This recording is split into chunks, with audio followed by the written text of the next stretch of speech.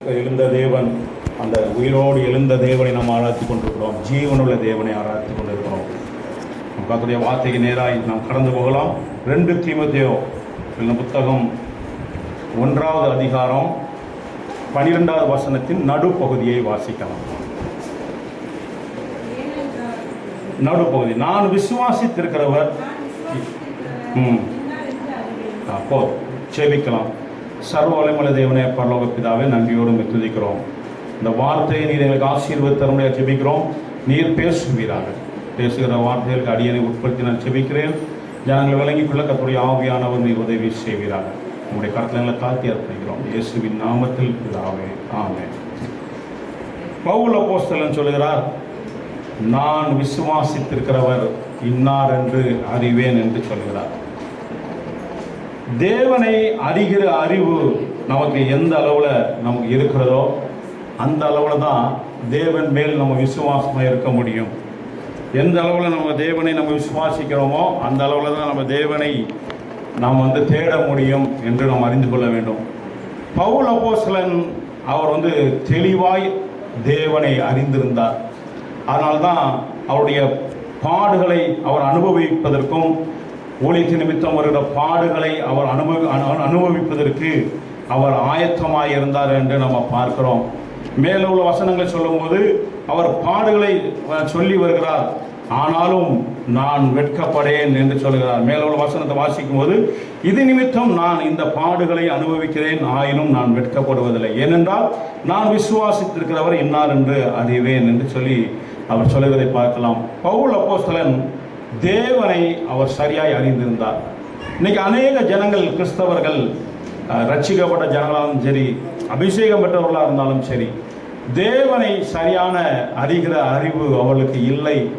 ஆனால் நம்முடைய ஆண்டவர் அறிகிற விதமாய் நம்ம அறிந்திருந்தால் மாத்திரம்தான் நாம் தேவனோடு கூட நம்ம நெருங்கிய உறவு கொள்ள முடியும். ஆண்டவரை அறிந்திருக்கிறோம், ஆண்டவரை குறித்து தெரியும், நாம் அநேக காரியங்களை ஆண்டவரை குறித்து நம்ம அறிந்திருக்கிறோம்.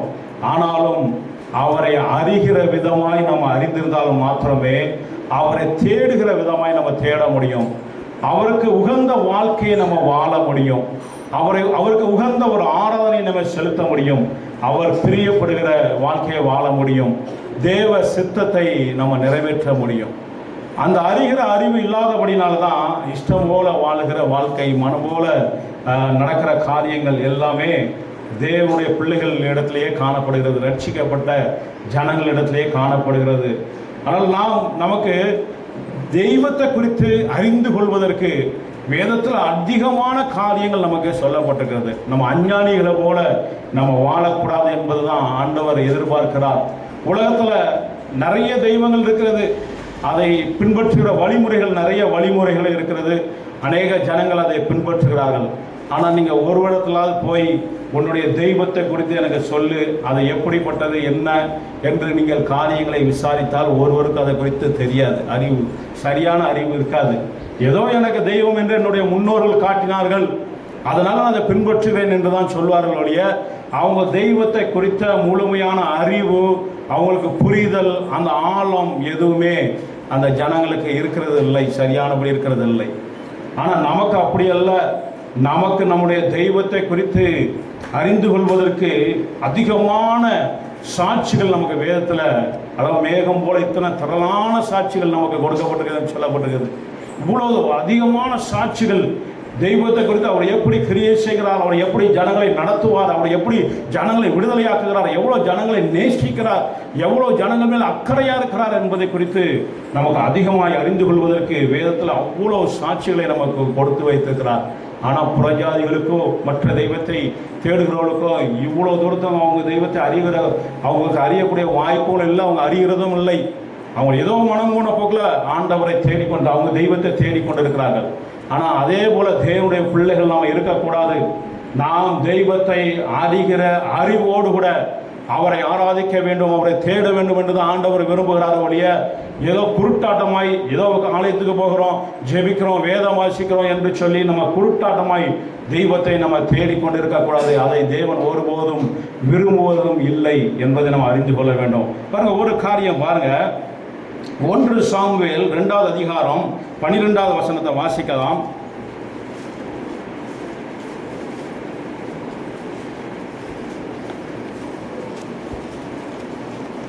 1 சாமுவேல் 2.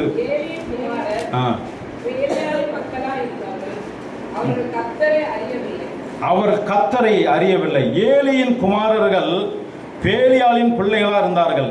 அவள் கர்த்தரை அறியவில்லை. யாரை குறித்து சொல்லப்பட்டிருக்குது? ஆசாரியர்கள் குறித்து. ஏலியின் பிள்ளைகள் அவர்கள் ஆலயத்தில், தேவாலயத்தில் ஆசாரிய ஊழியம் செய்து கொண்டிருக்கிற ஏலியின் பிள்ளைகளை குறித்து சொல்லப்பட்டிருக்கிறது. ஆலயத்துக்கு வருகிறார்கள், ஆசாரிய ஊழியம் செய்கிறார்கள், அந்த தேவாலயத்துக்குள்ள பணிவிடைகள் வேலைகள் எல்லாம் செய்து கொண்டிருக்கிறார்கள். ஆனாலும் அவரை குறித்து சொல்லப்பட்டிருக்கிற இந்த காரியம் கர்த்தரை அறியவில்லை. இன்றைக்கு அநேக ஜனங்கள் அப்படிதான் வாழ்ந்து கொண்டிருக்கிறார்கள். ஆலயத்துக்கு போகிறார்கள் என்பதற்காக கர்த்தரை அவர்கள் எல்லாம் அறிந்திருக்கிறார்கள் என்று சொல்ல முடியாது. வேதத்தை வாசித்து நிறைய வசனங்கள் மனப்பாடமாய் தெரியும் அவங்களுக்கு என்பதற்காக கர்த்தரை அவர்கள் எல்லாம் சரியாய் அறிந்திருக்கிறார்கள் என்று அர்த்தம் அல்ல. அவர்கள் மணிக்கணக்காக ஜெபிக்கிறார்கள் என்பதற்காக உடனே அவர்கள் கர்த்தரை நல்லா அறிந்திருக்கிறார்கள் என்று அர்த்தம் அல்ல. யார் ஒருவர் வேத வசனத்தை வாசித்து அதன்படி நடக்கிறார்களோ, தியானிக்கிறார்களோ, அதன்படி நடக்கிறார்களோ, தன்னுடைய வாழ்க்கையை அதன்படி அமைத்துக் கொள்கிறார்களோ, தேவனுக்கு பயந்து நடக்கிறார்களோ, அவர்கள் தான் கர்த்தரை குறித்த அறிவுள்ளவர்களாய் அவர் காணப்படுகிறார்கள் என்று நாம் அறிந்திருக்க வேண்டும். இதில் சொல்லப்படுறது ஏலியின் பிள்ளைகள். பாருங்க, கர்த்தருக்குரிய காரியங்களை பலி செலுத்த வருகிற ஜனங்கள்கிட்ட அந்த கீழே உள்ள வசனங்களை நம்ம வாசிக்கும் போது, கர்த்தருக்குரிய காரியங்கள் ஜனங்கள்கிட்ட அவர் பலிகளை செலுத்துவதற்கு முன்பாகவே இந்த ஆடுகள் மாடுகள் இறைச்சி எனக்கு வேண்டும் என்று சொல்லி அவள் கட்டாயப்படுத்தி பலவந்தம் பண்ணி பெற்றுக்கொள்வார்கள் என்று சொல்லப்படுகிறது, பலி செலுத்துவதற்கு முன்பாகவே. அப்போ கர்த்தருக்கு ஜனங்கள் ஆராதனை செய்ய விடாதபடிக்கு, பலி செலுத்த விடாதபடிக்கு ஆசாரியர்களே தடை செய்தார்கள். இந்த அவர்கள் ஏலியின் பிள்ளைகள் அவர்கள் சரியான பலியை செய்ய விடாதபடிக்கு, பலி செலுத்த முடியாதபடிக்கு அவளை தடை பண்ணினார்கள். தேவனுக்கு செலுத்த வேண்டிய மகிமையை அவர்கள் தங்களிடத்தில் இழுத்து கொண்டார்கள் என்று நம்ம எடுத்துக்கொண்டார்கள் என்று பார்க்கிறோம்.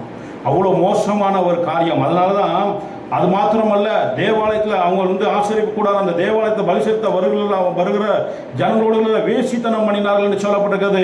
25வது வசனத்தில் பார்க்கும்போது, மனுஷனுக்கு விரோதமாக மனுஷன் பாவம் செய்தால் நியாயாதிபதிகள் அதை தீர்ப்பார்கள். ஒருவன் கர்த்தருக்கு விரோதமாக பாவம் செய்வானாகில் அவனுக்கு விண்ணப்பம் செய்யத்தக்கவன் யார் என்று ஏலியே தன்னுடைய பிள்ளைகளை பார்த்து சொல்லுகிறதை பார்க்கிறோம். அவ்வளோ தூரத்துக்கு மோசமான ஒரு செய்திகளாக இருந்தது. ஆசாரியர்கள் என்பதற்காக உடனே தெய்வத்தை குறித்து நிறைய அறிவு இருக்கும் என்று அர்த்தமில்லை. அவங்களுக்கு அறிந்திருக்க வேண்டும். நியாயப்பிரமாணம் அவங்க கையில் இருக்கிறது, அவங்களுக்கு வேதம் இருக்கிறது. ஆனாலும் கர்த்தரை அவர் அறியவில்லை என்று அர்த்தம். பெரிய ஊழியக்காரர்கள் என்பதற்காக உடனே கர்த்தரை குறித்து அவங்களுக்கு எல்லாம் தெரியும், அவர்கள் சொல்லுகிறதெல்லாம் வேத வாக்காக தான் இருக்கும், சத்தியமாக தான் இருக்கும் என்று சொல்ல முடியாது. தவறு பண்ணுவதற்கு நிறைய வாய்ப்புகள் இருக்கிறது. நாம் வேதத்தை அறிந்திருந்தால் மாத்திரமே அவர்கள் பேசுகிறது சரியாய் தவறா என்பதை நாம் அறிந்து கொள்ள முடியும். இல்லாவிட்டால் அவங்க சொல்வதெல்லாம் நாம் நம்பிக்கொண்டு அதை செய்து நம்ம கெட்டு போய் விடுவோம். இந்த ஏலியின் பிள்ளைகள் அநேக ஜனங்களை கெடுத்து கொண்டிருந்தார்கள். அவர்கள் கர்த்தரை விட்டு வழி விலக பண்ணி கொண்டிருந்தார்கள் என்று பார்க்கிறோம். அதனால வேதம் தெரியும் என்பதற்காக, நான் பைபிள் வாசிக்கிறேன், வேதம் வாசிக்கிறேன், ஆலயத்துக்கு போகிறேன், ஜெபிக்கிறேன் என்பதற்காக உடனே கர்த்தரை நான் சரியாய் அறிந்திருக்கிறேன், கர்த்தருக்குரிய காரியங்களை நான் எல்லாம் தெரியும் என்று சொல்லி நாம் நினைத்து கொண்டிருப்போம். ஆனால் நம்மை நாமளே ஏமாற்றி கொண்டிருக்கிறவர்களாய் நம்ம காணப்படுவோம். பாருங்கள், லூக்கா எழுதின சுவிசேஷ புத்தகம் 9வது வசனம், 9வது அதிகாரம் 15வது வசனம்.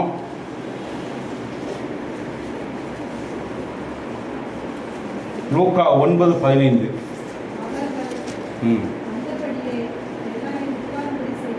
இல்லை மன்னிக்கவும், லூக்கா 9:15 அப்படிதான். நீங்கள் இன்ன ஆவி உடையவர்கள் என்று அறியாதிருக்கிறார்கள் என்று சொல்லி வரும். ஆண்டவராகிய இயேசுவை எருசலேமிலே அந்த ஜனங்கள் ஏற்றுக்கொள்ளவில்லை. ஏற்றுக்கொள்ளாமல் இருக்கும்போது இந்த சீசர்களுக்கு அவளுக்கு கோபம் உண்டாகும். கோபம் உண்டான போது அந்த சீசர்கள் இயேசுவினிடத்தில் கேட்கிற காரியம், சொன்ன காரியம் அது, நீர் கட்டளையிட்டால் வானத்திலிருந்து எலியாக்குல 9:55 9:55.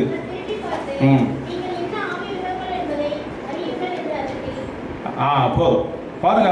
அவர்கள் அதுக்கு முன்னாடி உள்ள சம்பவத்தை வாசிக்கும் போது அந்த சீசர்கள் சொல்லுகிறார்கள், அவர்களுக்கு கோபம், வைராக்கியம், ஒரு பக்தியில் ஒரு வைராக்கியம். இயேசுவை இந்த எருசலேம் பட்டணத்தார் ஏற்றுக்கொள்ளவில்லையே, உள்ள அனுமதிக்கவில்லையே என்று ஒரு கோபம், பக்தி வைராக்கியம் சீசர்களுக்கு வந்துவிட்டது. அவர்கள் சொல்லுகிறார்கள், நாங்கள் நீர் கட்டளையிட்டால் அந்த யாக்கோபு யோவானும் எலியா செய்தது போல வானத்திலிருந்து அக்னி இறங்கி இவர்களை அழிக்கும்படி எங்களுக்கு கட்டளையிடும் உமக்கு சித்தமா என்று கட்டளையிடம் உமக்கு சித்தமா என்று கேட்கிறார்கள். ஆனால் இயேசுவை திரும்பி பார்த்து நீங்கள் இன்ன ஆவியுடையவர்கள் என்பதை அறியீர்களா என்று அதட்டினார் என்று பார்க்கிறோம். ஆண்டவரோடு கூட இருக்கிற சீசர்கள் அவரை குறித்து ஒரு சரியான அறிவு புரிதல் அவர்களுக்கு இல்லாமல் தான் இருந்தாங்க. கூட இருக்கிறாங்க, அவர்கள் தேவனுடைய குமாரன் என்று சொல்லிக் கொள்கிறார்கள், அவர் ஏதோ ஒரு தீர்க்கதரிசி என்று சொல்லிக் கொள்கிறார்கள், இல்லைன்னா ஒரு அற்புதங்கள் அடையாளம் செய்கிறார், தேவனுடைய ஊழியக்காரன் என்று கூட அவர்களை பின்பற்றி கொண்டிருக்கலாம். ஆனால் அவரை குறித்த ஒரு சரியான புரிதல் இல்லாமல் அவர்கள் சொல்கிறார்கள், நீர் வானத்திலிருந்து அக்கினி இறங்க பண்ணி அழிக்க எங்களுக்கு உமக்கு சித்தமா என்று கேட்கிறார்கள். ஆனால் ஆண்டவர் சொல்கிறார், மனுஷகுமாரன் மனுஷனுடைய ஜீவனை அழிப்பதற்கு அல்ல ரட்சிப்பதற்கே வந்தார் என்றார் என்று இந்த இடத்துல சொல்லப்பட்டிருக்கிறது. ஆண்டவருடைய புரிதல் ஆண்டவரை குறித்து ஒரு சரியான புரிதல் இல்லாதபடினால்தான் இந்த சீசர்கள் இப்படி கேட்கிறார்கள். இதுதான் நிறைய ஜனங்கள் ஆண்டவரை குறித்து தெரியாமலும் யோசிக்காமலும் வேத வசனம் என்ன சொல்கிறது, அவருடைய சித்தம் என்ன, அவர் எதற்காய் வந்தார் என்பதை சரியான நமக்கு அறிவு இல்லாதபடினால் இப்படிப்பட்ட காரியங்களை இந்த சீசர்களை போல தான் நாமளும் செய்து கொண்டிருக்கிறோம். அநேக காரியங்கள் நமக்கு எப்படி ஜெபிக்க வேண்டும், என்ன கேட்க வேண்டும், தேவ சித்தத்தின்படி எப்படி நம்ம வாழ வேண்டும், என்ன தேவ சித்தத்தின்படி எப்படி ஜெபிக்க வேண்டும், தேவன் எதை விரும்புகிறார் என்று நாம் அதிகமாக யோசிக்கிறதில்லை. நாம் மனம் போன போக்கில் ஜெபிக்கிறதும் மனம் போன போக்கில் நமக்கு இருதயத்தில் தோன்றின காரியங்கள் ஆண்டவர்கிட்ட கேட்கிறதும் இப்படியான காரியங்களை நம்ம செய்து கொண்டு நமக்கு ஆண்டவர் செவி கொடுக்கவில்லையே என்ற வருத்தம் வேறு நமக்கு இருக்கிறது. அதிகமான காரியங்களில் நான் எவ்வளவோ ஜெபித்து விட்டேன், ஆனாலும் அது என்னுடைய ஜெபம் இன்னும் கேட்கப்படவில்லை, என் ஜெபத்துக்கு இன்னும் பதில் வரவில்லை என்று நம்ம சொல்லி நம்ம ஆண்டவரத்தில் நமக்கு வருத்தம் கூட இருக்கிறது. ஆனால் நான் ஜெபித்த காரியம் தேவனுக்கு பிரியமா இருக்கிறதா, இல்லைன்னா நான் ஜெபிக்கிற காரியம் ஆண்டவர்கிட்ட கேட்கிற காரியம் அவருக்கு பிரியமா இருக்குமா, அவர் சித்தமா இருக்குமா, இது சரியா இருக்குமா, இது வேத வசனத்தின்படி அது சரிதானா என்ற அந்த சரியான ஒரு புரிதலும் ஒரு நமக்கு அறிய வேண்டிய நமக்கு அறிவும் இல்லாதபடியினால் நம்முடைய ஜெபமும் இஷ்டம் போல இருக்கிறது. அதனால தான் சொன்னேன், ஜெபிக்கிறதுனால தேவனை அறிகிற அறிவு நமக்கு அதிகமாக இருக்கிறது என்று நம்ம அறிந்து நினைக்கக்கூடாது. ஜெபிக்காம மணிக்கணக்கான், ஆனால் தேவனை அறிகிற அறிவு என்பது வேறு. அது வேத வசனத்தின்படி நாம் தேவனை அந்த வசனத்தின் அடிப்படையில் அவருடைய சாயலை நம்ம அறிந்து கொள்ளும்போது தான் தேவனை முழுமையாய் நம்ம அறிகிற அறிவை நம்ம அறிந்து கொள்ள முடியும். அதான் பவுல் அப்போஸ்தலன் சொல்கிறார், நான் இதற்காகவே எதற்கு புறஜாதிகளுக்கு அப்போஸ்தலனாக நான் நியமிக்கப்பட்டேன், அது நிமித்தம் பாடுகள் வந்தாலும் சரி நான் இதற்காகவே பாடுபடவும் நான் ஆயத்தமாக இருக்கிறேன், ஆனாலும் நான் வெட்கப்பட்டு போவதில்லை என்று சொல்கிறார். அவர் ஆண்டவரை சரியாய் அறிந்திருந்தார், எதற்காகத்தான் அழைக்கப்பட்டோம் என்பதை அவர் அறிந்திருந்தபடினால் தான் அந்த வார்த்தையை அவர் சொல்லுகிறார் என்பதை நாம் பார்க்க முடிகிறது என்று பார்க்கிறோம். யோவான் 14வது அதிகாரம் 9வது வசனத்தை வாசிக்கும் போது,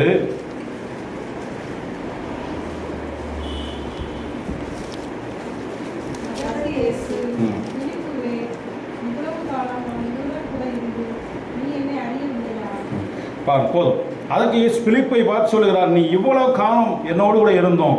அவன் அதுக்கு முன்னாடி ஒரு வார்த்தை கேட்கிறார், எங்களை பிதாவை காண்பியும் என்று சொல்லி பிலிப்பு இயேசுவிடத்தில் கேட்டபோது ஆண்டவர் சொல்லுகிறார், நீ இவ்வளவு காலம் நான் உன்னுடனே கூட இருந்தோம், நீ என்னை அறியவில்லையா, என்னை கண்டவன் பிதாவை காண்கிறான், அப்படி இருக்க பிதாவை எங்களுக்கு காண்பியும் என்று நீ எப்படி சொல்லுகிறாய் என்று சொல்லுகிறார். பாருங்க, ஆண்டவரோடு கூட இந்த சீசர்கள் இருந்தாலும் அவங்களுக்கு சரியான ஒரு புரிதல், அவங்களுக்கு தேவனை குறித்த ஒரு அறிவு இல்லாதபடியினால்தான் அவர் இந்த வார்த்தையை சொல்லுகிறார், எங்களுக்கு பிதாவை காண்பியும். அதை சொல்கிறேன், இவ்வளோ நாளும் உன்னோடு கூட இருக்கிறேனே, நீ இன்னும் வரைக்கும் என்னை அறியவில்லையா, தேவனோடு கூட நான் இருக்கிறேன், நான் தேவனோடு உறவாடுகிறேன், தேவன் நான் மணிக்கணக்காக நான் செபிக்கிறேன், நான் வேதம் வாசிக்கிறேன், எனக்கு எல்லாம் தெரியும் என்று நம்ம நினைத்தாலும் இன்னும் நாம் அறிய வேண்டிய பிரகாரம் தேவனை நம்ம அறியவில்லை. அது அறிந்திருந்தோமானால் நாம் தேவனிடத்தில் தகாத விதமாக நம்ம ஜெபிக்க மாட்டோம், கேட்க மாட்டோம், சரியான காரியம் இல்லாததை, தேவ சித்தம் இல்லாத காரியத்தை நம்ம கேட்க மாட்டோம். பாருங்க, இன்னொரு காரியம், எபிரேயர் 11வது அதிகாரம் 25, 26வது வசனத்தை வாசிக்கும் போது,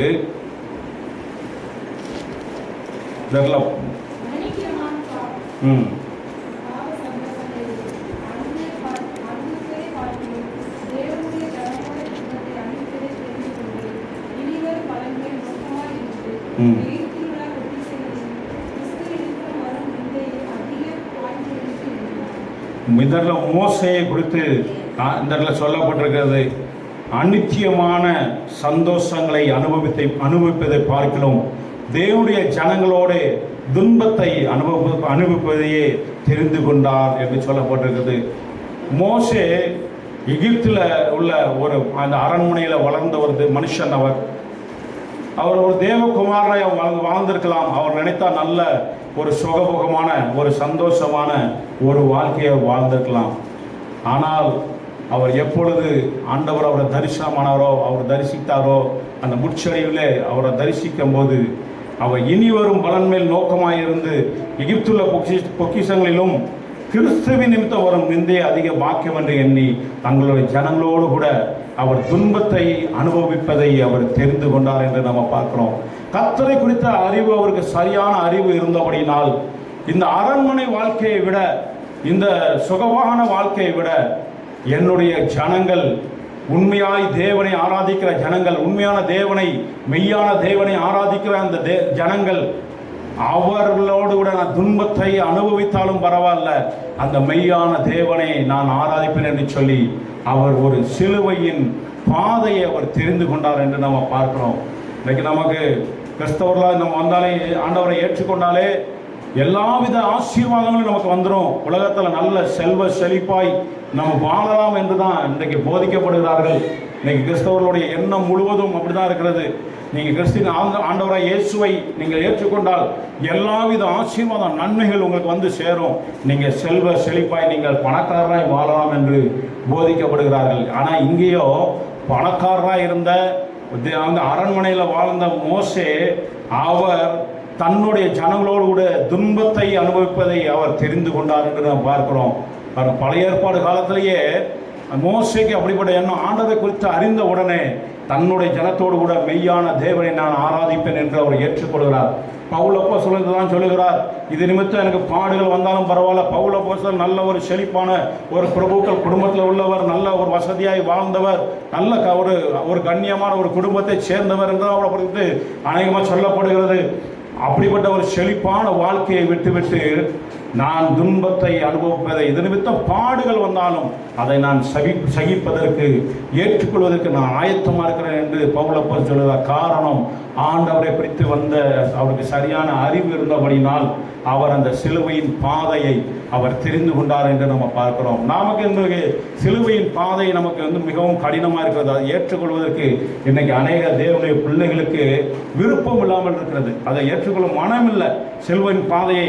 ஏன்னா நமக்குரிய சிலுவை நம்ம சுமப்பதற்கு, நமக்கு உரிய அந்த பாடுகள் நிறைந்த வாழ்க்கை வழியா கடந்து போவதற்கு நமக்கு இன்னைக்கு மனம் இல்லை, விருப்பம் இல்லாமல் இருக்கிறோம். ஆனால் இந்த தேவனுடைய பிள்ளைகள்லாம் அவங்களுக்கு இருந்த நல்ல வாழ்வை விட்டுவிட்டு ஆண்டவருக்காய் சிலுவையின் பாதையை தெரிந்து கொண்டு அவர்கள் பாடு அனுபவிக்கிறதும் அந்த கஷ்டத்தில் வாழ்கிறதும் சாதாரண எளிமையான வாழ்க்கையை வாழ்வதுமான காரியங்களை இவர்கள் தாமாகவே அவர்கள் தெரிந்து கொண்டு அதன்படி அவர்கள் வாழ்ந்தார்கள், நடந்தார்கள் என்று நம்ம பார்க்கிறோம்.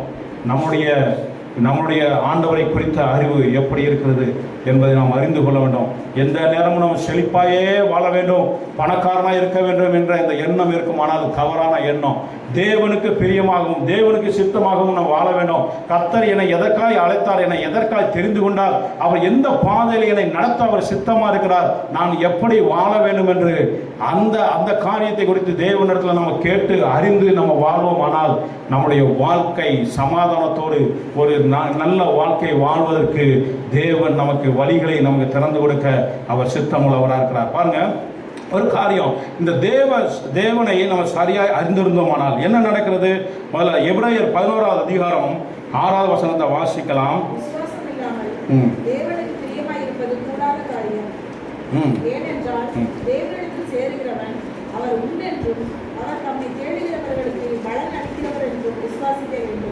தேவனிடத்தில் நம்ம ஒரு விசுவாசம் நம்ம வளர வேண்டுமானால் அவரை அறிகிற அறிவு நமக்கு சரியாக இருந்தால் மாத்திரம்தான் நம்முடைய விசுவாசம் வளரும்.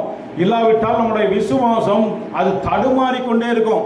இன்னைக்கு அநேக ஜனங்களுடைய, கிறிஸ்தவர்களுடைய, தேவ பிள்ளைகளுடைய விசுவாசம் தடுமாறுவதற்கான காரணம் அவளுக்கு தேவனை குறித்த அறிவு இல்லாதபடினால், தேவனை குறித்த நம்பிக்கை இல்லாதபடினால் தான் விசுவாசம் இல்லாமல் தடுமாறிக்கொண்டே இருக்கிறது. தேவனை தேடுகிறவர்கள் அவரை உண்டென்றும், தேவனை சேருகிறவன் அவர் உண்டென்றும், அவர் தம்மை தேடுகிறவர்களுக்கு பலன் அளிக்கிறார் என்றும் நாம் விசுவாசிக்க வேண்டும். இதுதான் ஒரு கிறிஸ்தவத்தின் ஒரு அடிப்படை காரியமாக இருக்கிறது. நாம் தேவனை தேடுகிறோம் என்றால் அவர் உண்டென்றும், அவர் தம்மை தேடுகிறவர்களுக்கு பலன் அளிக்கிறார், அவரை தேடும் போது அவர் நிச்சயமாய் பலன் அளிப்பார் என்ற ஒரு விசுவாச நம்பிக்கை நமக்குள் இருந்தால் மாத்திரம்தான் நாம் கிறிஸ்தவ வாழ்க்கையில், ஆவிக்குரிய வாழ்க்கையில், ஒரு பரிசுத்த வாழ்க்கையில் நம்ம நிலைத்து நிற்க முடியும். இல்லாவிட்டால் நமக்கு தடுமாற்றம் தான் வந்து கொண்டே இருக்கும். அதனால் விசுவாசம் வளர வேண்டுமானால் தேவனை நம்ம அறிய வேண்டும், அதிகமாக அறிந்து கொள்ள வேண்டும். அப்போதான் நம்மளுடைய விசுவாசம் நமக்கு அது உறுதியாக நிற்கும். ஒரு காரியம் ரோமர் நிருபம் 4வது அதிகாரம் 18வது வசனம்.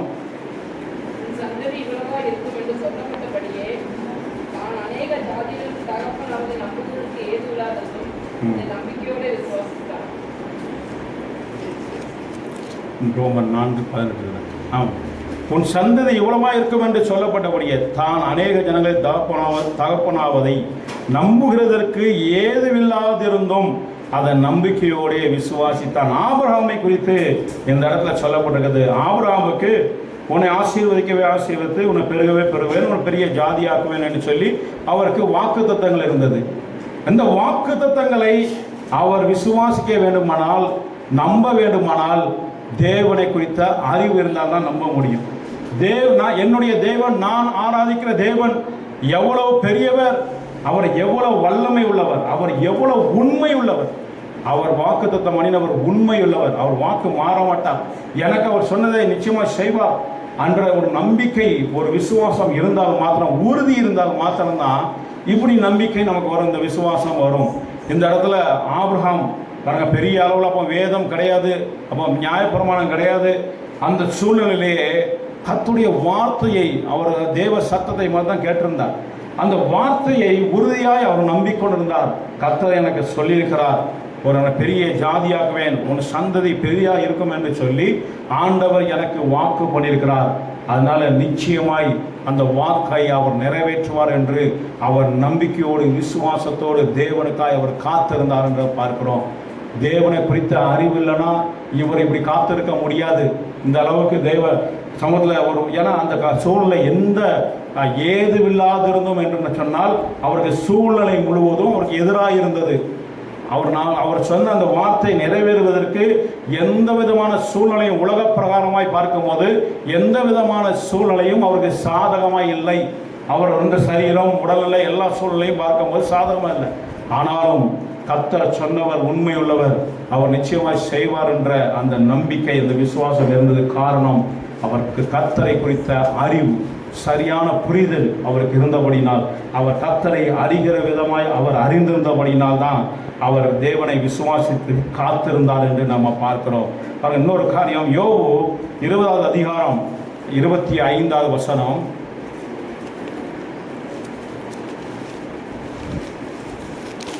20:25 என் மீட்பர் உயிரோடு கூட இருக்கிறார். 19:25.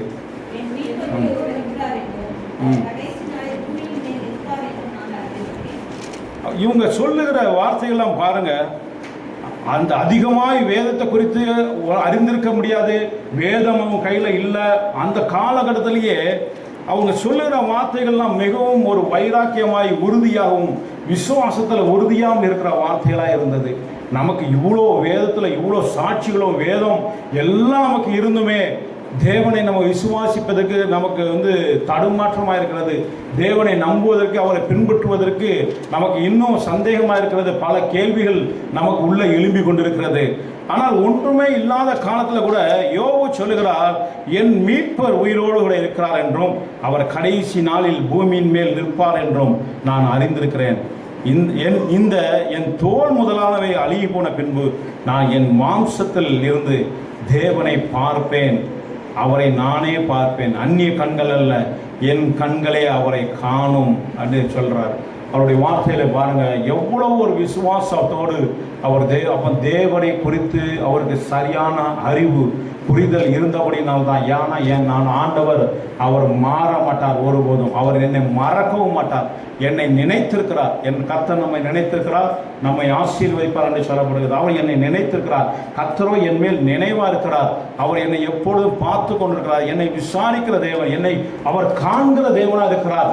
அதனால எப்பவுமே என்னை ஒருபோதும் அவர் மறந்து விட மாட்டார் என்ற அவருக்கு ஒரு நம்பிக்கை, விசுவாசம் இருந்தபடினால்தான் யோபு சொல்கிறார், என் மீட்பர் உயிரோடு இருக்கிறார். என்ன ஆனாலும் பரவாயில்ல, என் மீட்பர் உயிரோடு இருக்கிறார். என்னுடைய தோல் முதலானவைகள் அழுகி போனாலும் பரவாயில்லை, நான் அழிந்து போனாலும் நானும் உயிரோடு இருப்பேன். என் கண்கள் தான் காணும், என்னை உயிரோடு நிச்சயமாய் ஆண்டவர் வைத்திருப்பார், நான் அழிய மாட்டேன் என்று சொல்லி அவருக்கு அந்த நம்பிக்கை, விசுவாசம் அவருக்குள் இருந்தது.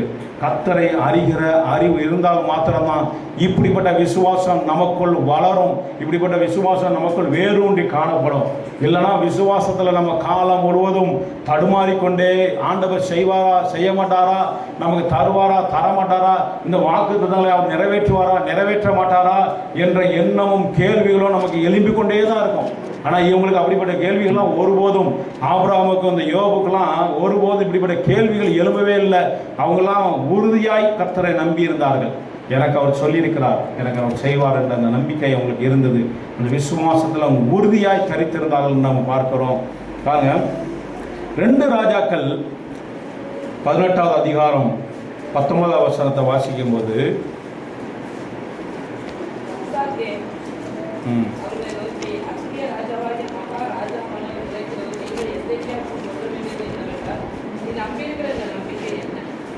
அவன் ஒரு தளபதி வந்து கேட்கிறான், நீங்கள் நம்பி இருக்கிற இந்த நம்பிக்கை என்ன? ஏன்னா இஸ்ரவேல் ஜனங்களுக்கு விரோதமாய், யூதா ராஜாக்கு விரோதமாய் ஒரு திரளான இந்த அசீரியா ராஜா அவங்களுடைய சேனைகள் அவங்களுக்கு சூழ்ந்திருக்கிறது. அப்பொழுது அவர்களுக்கு அவங்க இறங்கி வராதபடினால் இவங்க இன்ன வரைக்கும் அந்த தேசம் முழுவதும் சூழ்ந்துட்டோம், இவங்களுக்கு தப்பிக்க வழியே இல்லை. ஆனாலும் இவர்கள் எந்த நம்பிக்கையில் இருக்கிறார்கள் என்று அவனுக்கு ஒரு சந்தேகம் வந்தது. அதான் கேட்கிறான், நீங்கள் நம்பி இருக்கிற இந்த நம்பிக்கை என்ன என்று சொல்லி அவன் கேட்கிறான். யுத்தத்திற்கு மந்திர ஆலோசனை வல்லமை உண்டென்று நீங்கள் சொல்லுகிறாயோ என்று சொல்லுகிறான். அது பாருங்க, கீழே உள்ள வசனங்களை பார்க்கும்போது, நீங்கள் என்னிடத்தில் எங்கள் தேவனாகிய கர்த்தர் 22வது வசனத்தை கர்த்தரை நம்பி இருக்கிறோம் என்று சொல்வீர்களாகில் அவருடைய மேடைகளையும் அவருடைய பலிபிடங்களையும் அல்லவோ எசேக்கியா அகற்றி யூதாவையும் எருசலேமை நோக்கி எருசலேமில் இருக்கிற இந்த பலிபிடத்தின் முன் பணியுங்கள் என்றானே என்று சொல்கிறார். அவருடைய விசுவாசத்தை, அந்த ஜனங்களுடைய நம்பிக்கையை கெடுக்கும்படியான வார்த்தைகளை அவன் சொல்லுகிறான். நீங்கள் கர்த்தரை நீங்கள் நம்பி இருக்கிறோம் என்று சொல்வீர்களானால் எசேக்கியா ராஜா அங்கே இருந்த பலிபீடங்களையும் அங்கே இருக்க மேடைகளையும் அவன் அகற்றி விட்டானே. ஆனால் எசேக்கியா ராஜா செய்தது ஒரு சரியான காரியம். அங்கே இருந்த பலிபீடங்களையும் அவன் அங்கே இருந்த மேடைகளையும் அகற்றினான் என்று நம்ம பார்க்கிறோம். ஆனால் இவர்கள் அதை சொல்லியே அவன் சொல்லுகிறான், கர்த்தருக்காக இருந்த பலிபீடத்தையும் அந்த மேடைகளையும் அவன் அகற்றினானே, பின்ன நீங்கள் கர்த்தரை நாங்கள் நம்பி இருக்கிறோம் என்று நீங்கள் சொல்லுகிறீர்களே, எப்படி சொல்லுகிறீர்கள்? கர்த்தர் உங்களை கைவிடுவார் என்று சொல்லி அதுக்காக கீழே உள்ள வசனங்களை பார்க்கும்போது கர்த்தருடைய கட்டளை நான் பெற்றுக்கொண்டு வந்தேன் என்று சொல்கிறான். 25வது வசனம் சொல்லும் போது, இப்பொழுதும் கர்த்தருடைய கட்டளை இல்லாமல் நான் இந்த ஸ்தலத்தை அழிக்க வந்தேனோ, இந்த தேசத்துக்கு விரோதமாய் போய் அதை அழித்து போடு என்று கர்த்தர் என்னோட சொன்னாரே என்று ஒரு பொய்யையும் சொல்லுகிறான்.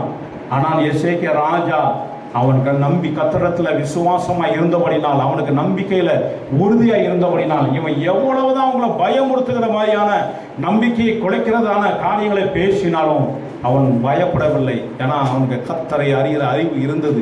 அவன் கர்த்தரை சரியானபடி அவன் தேடிக்கொண்டிருந்தான். இஸ்ரவேல் ஜனங்களையும் தம்முடைய ஜனங்களையும் அவன் சரியானபடி ஆண்டவரை தேட வைத்தபடினால் அவன் அந்த காரியத்தை குறித்து பயப்படவில்லை, கலங்கவில்லை. அவனுக்கு ஒரு சில கலக்கம் இருந்தாலும் அதை குறித்து அவன் உடனே அவனுடைய வார்த்தைக்கு கீழ்ப்படிந்தவன் போகல.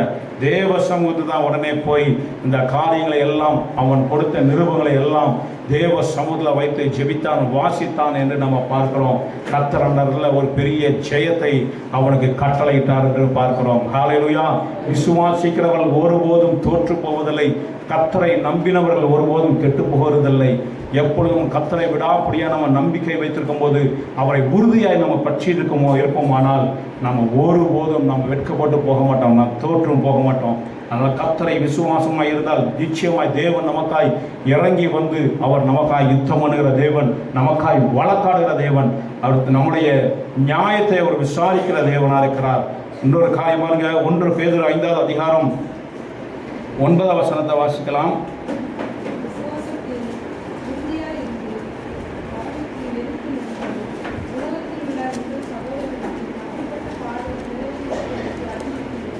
விசுவாசத்தில் உறுதியாக இருந்து அவனுக்கு எதிர்த்து நில்லுங்கள்.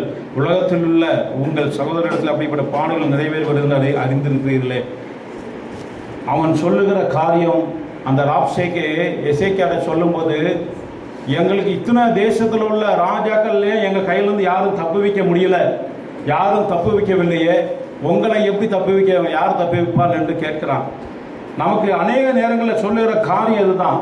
அவர்களுக்கும் இப்படி தான் விசுவாசமாக இருந்தாங்க, கர்த்தரை நம்பி இருந்தாங்க, ஆனால் அவங்க இப்படி கெட்டு போனாங்க. இவர்கள் கர்த்தரை நம்பி சேவிக்கிறவங்க தான், ஆனால் இவங்களுக்கும் எதுவுமே இப்படி நடக்காமல் இவங்க கெட்டு போனார்கள், அவங்க நடக்கலை என்று சொல்லி இப்படியான உலகத்தில் சில சம்பவங்களை காரியங்களை சொல்லி தான் நம்முடைய விசுவாசத்தையும் தடுமாற பண்ணுகிறதுக்கு ஒரு ஜனக்கூட்டமும் பிசாசும் எப்பொழுதும் இயங்கி கொண்டே இருக்கிறான். நாம் விசுவாசத்தில் உறுதியாக இருந்து, நம்ம விசுவாசத்தில் உறுதியாக இருந்தாலே பிசாசுக்கு நம்ம எதிர்த்து நிற்கிறதா தான் அர்த்தம். எந்த விசுவாசத்தில் நம்ம உறுதியாக நிற்கிறோமோ, விசுவாசத்தில் நீங்கள் உறுதியாக இருந்து அவனுக்கு எதிர்த்து நில்லுங்கள். உலகத்தில் உள்ள சகோதரர்கள் அப்படிப்பட்ட பாடுகள் நிறைவேறி வருகிறது என்று அறிந்திருக்கிறீர்களே. நம்ம விசுவாசத்தில் உறுதியாக இருந்தாலே பிசாசு நம்மை விட்டு ஓடி போவான், சத்துரு நம்மை விட்டு ஓடி போவான். நம்மளை விசுவாசத்தில் தடுமாற பண்ண வேண்டும் என்று நினைக்கிற ஜனங்களும் வெட்கப்பட்டு போவார்கள், பிசாசும் வெட்கப்பட்டு போவான். விசுவாசத்தில் நம்ம உறுதியாக இருப்பது மிகவும் அவசியமாக இருக்கிறது. 2வது காரியம், தேவனை அறிகிற அறிவு என்ன நடக்கும்? பயத்தை நம்ம விட்டு நீக்கும். ஏசாயா 51:7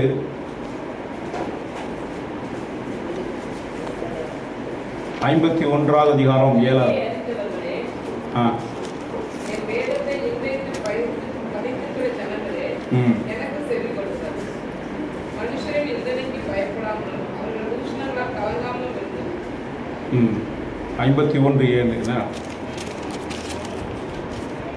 நீதி அறிந்தவர்களே, என் வேதத்தை இருதயத்தில் பதித்திருக்கிற ஜனங்களே, எனக்கு செவி கொடுங்கள். மனுஷனுடைய நிந்தைக்கு பயப்படாமலும் அவள் தூஷணங்களால் கலங்காமல் இருங்கள். தேவனை குறித்து நமக்கு ஒரு நல்ல அறிவு, தேவனை குறித்து சரியாக நம்ம அறிந்திருந்தோமானால் உலகத்தில் என்ன காரியம் நடந்தாலும் நமக்கு அதை குறித்து ஒரு பயம் இருக்காது. உலகத்தில் இதோ அழிவு வரப்போகிறது, இதோ அது நடக்க போகிறது, இதை நடக்க போகிறது என்று சொல்லி என்ன சொன்னாலும் நமக்கு பயம் வராது. ஏன்னா நம்முடைய ஆண்டவர் பஞ்சம் வந்தாலும் நம்மளை தப்பிப்பதற்கு அவர் போதுமானவர். ராஜாவின் கைக்கு நம்மளை தப்பிப்பதற்கு போதுமானவர். எரிகிற அக்கினி சுவாலைக்கும் நம்மளை பாதுகாப்பதற்கு தப்பிப்பதற்கு அவர் போதுமானவராக இருக்கிறார். நாம் ஆராதிக்கிற தேவன் சர்வ வல்லமையுள்ள தேவன். நாம் ஆராதிக்கிற தேவன் நம்மை தப்புவிப்பதற்கு போதுமானவர். அதனால தான் அந்த ராஜா தானியலை குறித்து தானியலை பார்த்து கேட்கும்போது, நீ இடைவிடாமல் நீ ஆராதிக்கிற உன் தேவன் உன்னை தப்புவிக்க வல்லவராய் இருந்தாரா என்று சொல்லி அவனது சிங்க கவியின் வாயிலில் நின்று அவனை நோக்கி கேட்டான். ஆம், நான் இடைவிடாமல் ஆராதிக்கிற என் தேவன் அவர் தப்புவிக்க வல்லவராய் இருந்தார் என்று சொல்லி தானியேல் சொல்லுகிறதை பார்க்கிறான். ஹல்லேலூயா. ஏன்னா நான் ஆராதிக்கிற தேவன் ஜீவன் உள்ளவர். அவர்தான் தெய்வம், அவர்தான் வானத்தையும் பூமியும் உண்டாக்கினவர், அவர்தான் என்னை உருவாக்கினவர், அவர்தான் என்னை ரட்சித்தவர், அவர்தான் என்னை அபிஷேகித்தவர், அவர்தான் என்னை போஷிக்கிறவர், அவர்தான் என்னை பாதுகாக்கிறவர். என்னை இந்நாள் வரைக்கும் அவர்தான் பாதுகாத்து வந்தார். இந்நாள் வரைக்கும் ஒரு குறைவு இல்லாமல் என்னை நடத்தி வந்தார். அது மாத்திரமல்ல, நான் எப்பொழுதும் அவரை நோக்கி கூப்பிடுகிறோமோ அப்பொழுதுதான் எனக்கு அவர் செவி கொடுத்திருக்கிறார், என்னுடைய ஜெபத்தை கேட்டிருக்கிறார், எனக்கு பதில் தந்திருக்கிறார் என்று சொல்லி முன்பாக நடந்த காரியங்களை எல்லாத்தையும் நம்ம தியானித்தாலே நாம் தேவனை குறித்த நமக்கு அறிவு நமக்கு உண்டாகி கொண்டிருக்கோம். தேவனத்தில் ஒரு நம்பிக்கை நம்ம வந்து கொண்டே இருக்கோம். அது உன்னதமானுடைய கரத்தில் இருந்ததை நான் நினைவு கூறுவேன் என்று சங்கீதக்காரன் சொல்லுகிறார். நாம் உன்னதமான தேவனுடைய கரத்தில் இருந்த நாட்களை, அவர் செய்த அற்புதங்களையும், அவர் இதுவரைக்கும் நடத்தி வந்த பாதைகளையும் நம்ம நினைவு கூர்ந்தாலே நமக்கு இப்போ இருக்கிற சூழ்நிலையை குறித்து எந்த பயமும் கலக்கமும் வராது. ஏன்னா நான் ஆராதிக்கிற தேவன் என்னுடைய மீட்பர், அவர் உயிரோடு கூட இருக்கிறார். அவர் கடைசி நாட்களில பூமியில வந்து நிற்பதையும் அவர் என்னை விடுவிப்பதை நான் காண்பேன், என்னுடைய கண்களே அவரை காணும் என்ற அந்த விசுவாசம் நமக்குள் இருக்கும். ஹல்லேலூயா. பயத்தை நம்மை விட்டு அது விலக்குகிறதை காணப்படும். நம்ம ஆண்டவரை குறித்து அறிந்தது. ஏன்னா என் ஆண்டவர் நான் எந்த இடத்துல இருந்து எந்த சூழ்நிலையிலிருந்து நான் கூப்பிட்டாலும் அவர் உடனே அங்கே வந்து நிற்பார் என்ற நம்பிக்கை நமக்கு இருந்தாலே நமக்கு பயம் இருக்காது. அது இல்லாதனால தான் நமக்கு பயம் வந்து கொண்டு இருக்கிறது. சூழ்நிலைகளை பார்த்து மற்ற ஏதாவது நமக்கு விரோதமாக இருக்கிற சத்துருக்களையும் எதிரிகளையும் பார்த்து நமக்கு பயம் வருகிற காரணம் கர்த்தரை குறித்து இன்னும் நம்ம சரியான அறிவு இல்லாதபடினால தான். இல்லைன்னா நான் ஆராதிக்கிற என் தேவன் நான் எந்த இடத்துல இருந்து எந்த சூழ்நிலையிலிருந்து நான் கூப்பிட்டாலும், நான் யுத்த களத்துல இருந்து கூப்பிட்டாலும், அக்னி ஜுவாலின் நடுவில் இருந்து கூப்பிட்டாலும், சிங்க கவிலிருந்து நான் கூப்பிட்டாலும் அவர் எனக்கு இறங்கி வந்து என்னை விடுவிப்பதற்கு அவர் போதுமானவராக இருக்கிறார் என்ற அந்த அறிவு நமக்கு இருக்க வேண்டும். அதுதான் தேவன் எதிர்பார்க்கிறார். ஹல்லேலூயா. பயத்தை நீக்குகிறதாய் காணப்பட வேண்டும். ஆதியாகமம் 15 அதிகாரம் 1வது வசனம்.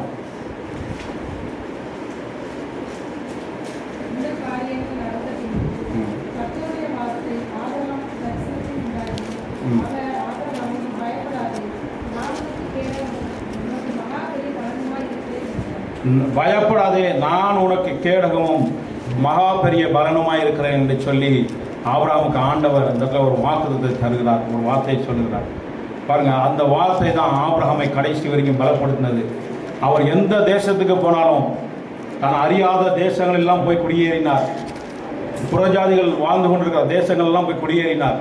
ஆனாலும் அவர் பயப்படாமல் இருந்த காரணம் தேவனை அவர் அறிகிற அறிவு. ஏன்னா எங்கே இருக்கிறனோ, நான் எந்த தேசத்தில் வாசம் பண்ணாலும் சரி, நான் எங்கே இருக்கிறேனோ அங்கே என்னுடைய தேவனும் என்னோடு கூட இருப்பார் என்ற அந்த நம்பிக்கை அவருக்கு இருந்தபடினால்தான் அவர் எதை குறித்து அவர் பயப்படவில்லை, எந்த ராஜாக்களை குறித்தும் அவர் பயப்படவில்லை, எந்த ஜனக்கூட்டத்தை பார்த்தும் அவர் பயப்படாமல் இருந்தார் என்று நாம் பார்க்கிறோம்.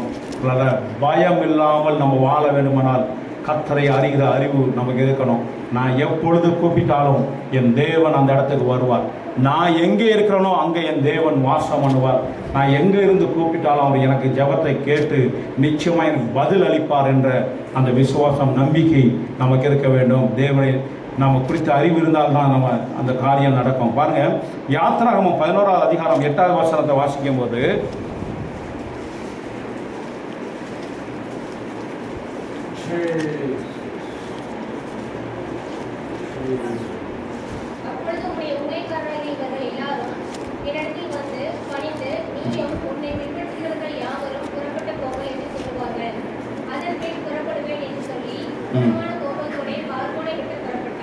மோசே ராஜாக்கு முன்பாய் சொல்லுகிற காரியம், ஒரு ராஜாக்கு பார்த்து சொல்லுகிறார். அப்போ உம்முடைய ஊழியக்காரர் இவர்கள் எல்லாரும் எண்ணத்தில் வந்து பணிந்து நீயும் உன்னை பின்பற்றுள்ள யாவரும் புறப்பட்டு போங்கள் என்று சொல்வார்கள். அதன் பின்பு புறப்பட்டு போவேன் என்று சொல்லி மோசே உக்கிர கோபத்தோட பார்வோனை விட்டு புறப்பட்டு போனான். ஒரு ராஜாக்கு முன்னமாடி இப்படியான வார்த்தைகளை சொல்ல வேண்டுமானால் அதுக்கு எவ்வளோ தைரியம் வேணும். சாதாரணமாக சொல்ல முடியுமா? நாம் ஒரு சாதாரண ஒரு கவுன்சிலரை பார்த்து கூட ஒரு வார்த்தை சொல்ல முடியாது ஏற்று. அப்படிப்பட்ட ஒரு சூழல் நம்ம வாழ்ந்து கொண்டு இருக்கிறோம். ஆனால் ராஜாவை பார்த்து சொல்லுகிறார். அதுக்கு முன்பாடி ஒரு வார்த்தையும் சொல்லுவார், இனி உன்னுடைய முகத்தை நான் பார்ப்பதில்லை, நீ என் முகத்தை இன்னும் பார்க்கக்கூடாது என்று சொல்லி அவர் வந்து 10:27 சொல்லும்போது, பார்வோன் வந்து இருதயத்தை கடினப்படுத்தி என் முகத்தை நீ பார்க்கக்கூடாதுன்னு சொல்லும்போது அவர் சொல்கிறார், நீ என் முகத்தை காணாதபடிக்கு எச்சரிக்கையாயிரு என்று சொல்வார். நீ இனி என் முகத்தை காணும் நாள சாவா என்று சொல்லும்போது மோசே சொல்கிறார், நீர் சொன்னது சரி, இனி நான் உம்முடைய முகத்தை நான் காண்பதில்லை என்றான். ஹல்லேலூயா. எவ்வளவு தைரியமான வார்த்தை சொல்கிறார். காரணம், கர்த்தரை குறித்த அறிவு மோசேக்கு இருந்தது.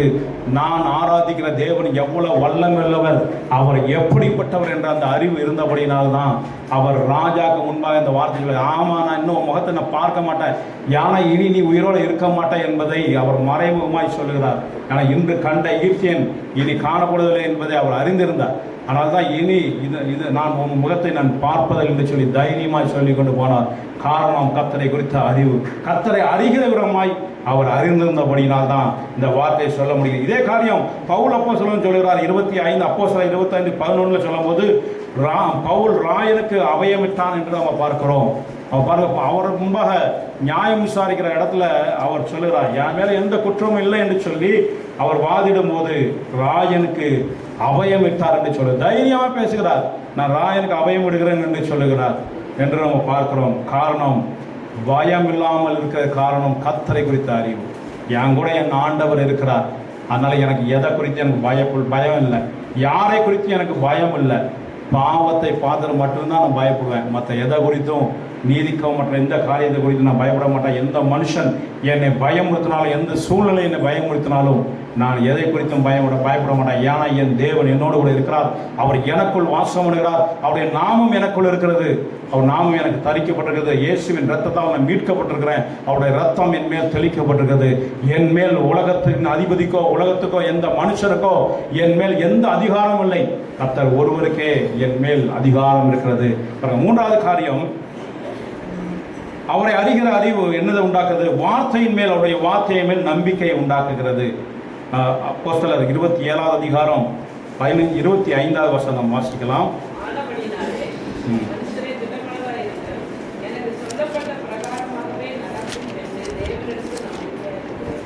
எனக்கு சொல்லப்பட்ட பிரகாரம், இவர் எந்த சூழ்நிலை சொல்கிறார்?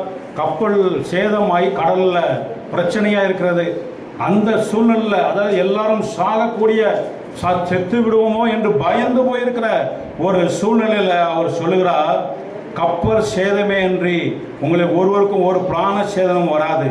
என்னை ஆட்கொண்டவரும் 23வது வசனத்தில், என்னை ஆட்கொண்டவரும் நான் சேவிக்கிறவருமான தேவனுடைய தூதனானவன் இந்த ராத்திரியிலே என்னிடத்தில் வந்து நின்று, பவுலே பயப்படாதே, நீ ராயனுக்கு முன்பாய் நிற்க வேண்டும், இதோ உன்னுடைய யாத்திரை, உன்னுடனே யாத்திரை பண்ணுகிற யாவரையும் தேவன் உனக்கு தயவு பண்ணினார் என்றான் என்று சொல்லப்பட்டிருக்கிறது. அவன் 25வது வசனத்தில் பவுல் சொல்லுகிறார், எனக்கு மனுஷரை திடமனதாக இருங்கள், எனக்கு சொல்லப்பட்ட பிரகாரமாகவே நடக்கும் என்று தேவனிடத்தில் நம்பிக்கையா இருக்கிறார். எனக்கு சொன்னவர் சர்வ வல்லமையுள்ள தேவனாகிய கர்த்தர் எனக்கு வாக்கு பண்ணியிருக்கிறார், சொல்லியிருக்கிறார், நீ ராயனுக்கு முன்பாய் நிற்க வேண்டியது இருக்கிறது, நீ நிற்பாய் என்று சொல்லியிருக்கிறார்.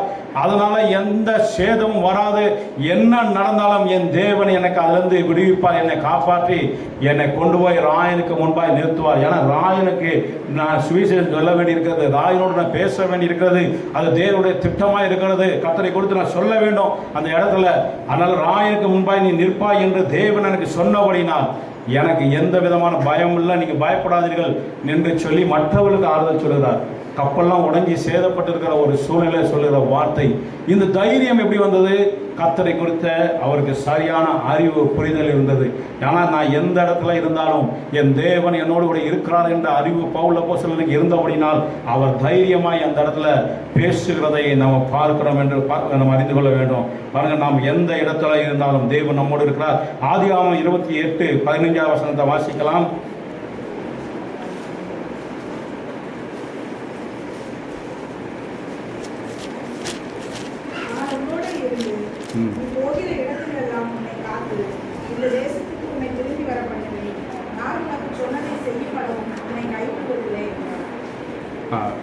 யாக்கோபுக்கு ஆண்டவர் சொன்ன அந்த வார்த்தை பாருங்க, நான் உன்னோடு இருந்து நீ போகிற இடமெல்லாம் உன்னை காத்து இந்த தேசத்துக்கு உன்னை திரும்பி வர பண்ணுவேன், நான் உனக்கு சொன்னதை செய்யும் அளவு உன்னை கைவிடுவதில்லை என்று ஆண்டவர் சொல்லியிருந்தார். யாக்கோபுக்கு ஆண்டவர் என்ன சொல்லியிருந்தாரோ அந்த வார்த்தையை கடைசி வரைக்கும் அவர் நிறைவேற்றினார். யாக்கோபு எந்த இடத்துல இருந்தாலும், எந்த தேசத்தில் இருந்தாலும் கர்த்தர் அவரோடு இருந்து அவரை பாதுகாத்து அவரை வழிநடத்தி அவர் சொன்னதை எல்லாவற்றையும் அவர் நிறைவேற்றி அவர் முடித்தார் என்று நாம் பார்க்கிறோம். அதனால் கர்த்தரை குறித்த அறிவு அந்த யாக்கோபுக்கு இருந்தபடினால் அவர் கர்த்தருடைய வார்த்தையை நம்பினார், விசுவாசித்தார். நாம் தேவனை குறித்த நமக்கு அறிவு நமக்கு இருக்கும்போது நமக்குள் அவருடைய வார்த்தையின் மேல் நமக்கு விசுவாசம் வரும், நம்பிக்கை வரும். அப்பொழுது தான் நம்ம உறுதியாய் கர்த்தர் எனக்கு சொல்லியிருக்கிறார், இதை நிச்சயமாய் அவர் செய்வார் என்ற அந்த நம்பிக்கை நமக்குள் உண்டாகும். எல்லாரும் நம்ம எழுந்திருந்து நம்ம ஜெபிக்கலாம். கர்த்தர் நல்லவர், நாம் ஆராதிக்கிற தேவன் ஜீவனுள்ளவர். அவர் சொல்வது, நான் விசுவாசித்திருக்கிறவர் இன்னார் என்று அறிவேன் என்று சொல்லுகிறார். ஹல்லேலூயா. நாம் தேவனை குறித்த அறிவு நமக்கு எப்படி இருக்கிறது? கர்த்தரை நாம் அறிகிற விதமாய் நாம் அறிந்திருக்கிறோமா? ஹல்லேலூயா. நாம் அறிகிற விதமாய் அறிந்தாலும் மாத்திரமே நம் விசுவாசத்தில் நிலைத்திருக்க முடியும், பயம் இல்லாமல் வாழ முடியும். அவருடைய வார்த்தையின் மேல் நம்ம நம்பிக்கை வைக்க முடியும். ஹல்லேலூயா. கர்த்தர் நாமம் எல்லாம் புகலிடமே, கர்த்தரோடு துதித்திடுவே. கர்த்தர் நாமம் எல்லாம் புகலிடமே, கர்த்தரோடு துதித்திடுவே. யெகோவா ஈரே, எல்லாமே பார்த்துக் கொள்வீர். யெகோவா ஈரே, எல்லாமே பார்த்துக் கொள்வீர். ஸ்தோத்திரமே அப்பா, ஸ்தோத்திரமே, ஸ்தோத்திரமே அப்பா, ஸ்தோத்திரமே.